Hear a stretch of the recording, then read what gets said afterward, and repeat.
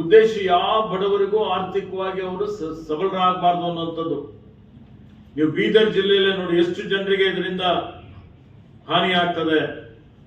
ಬೀದರ್ನಲ್ಲಿ ಸುಮಾರು ನಮ್ಮ ಕೂಲಿ ಕಾರ್ಮಿಕರು ಇವತ್ತು ಜಾಬ್ ಕಾರ್ಡ್ ಇದ್ದಂಥದ್ದು 2,39,567 ಒಟ್ಟು ನಮ್ಮಲ್ಲಿ ಜಾಬ್ ಕಾರ್ಡ್ಸ್ ಇದೆ. ಆಕ್ಟಿವ್ ಜಾಬ್ ಕಾರ್ಡ್ಸ್ ಅಂದ್ರೆ ಸುಮಾರು 1,40,363 ಏನು ಪರಿವಾರದವರಿಗೆ ಜಾಬ್ ಕಾರ್ಡ್ಸ್ ಕೊಡಲಾಗಿದೆ. ಅವರು ಕ್ರಿಯಾಶೀಲರಾಗಿದ್ದಾರೆ ಅಂತ ಹೇಳಿದ್ರೆ ಅವರು ಕೂಲಿ ಮಾಡ್ತಾ ಇದ್ದಾರೆ, ಉದ್ಯೋಗ ಅವರಿಗೆ ಸೃಷ್ಟಿ ಆಗ್ತಾ ಇದೆ, ಹಣ ಅವರ ಖಾತೆಯಲ್ಲಿ ಜಮಾ ಆಗ್ತಾ ಇದೆ. ಅವರ ಪರಿವಾರದವರಿಗೆಲ್ಲ ಸೇರಿದ್ರೆ 4,45,773 ಜನರಿಗೆ ಇದರಿಂದ ಜಿಲ್ಲೆಯಲ್ಲಿ ಲಾಭ ಆಗ್ತದೆ. ದೇಶದಲ್ಲಿ ಕೋಟ್ಯಾಂತರ ಜನ ಇದ್ದಾರೆ, ಬರೀ ನಾನು ನಮ್ಮ ಜಿಲ್ಲೆಯಲ್ಲಿ ಹೇಳ್ತಾ ಇದ್ದೇನೆ.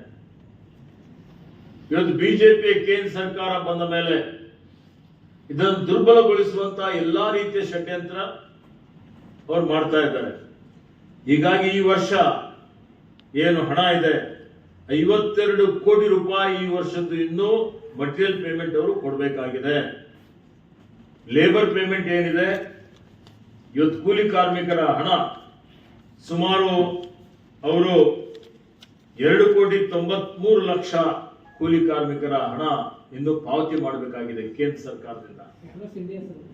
ಇಲ್ಲ, ಬರೀ ಬೀದರ್ ಹೇಳ್ತಾ ಇದ್ದೇನೆ ನಾನು, ಬರೀ ನಮ್ಮ ಜಿಲ್ಲೆದಷ್ಟೇ.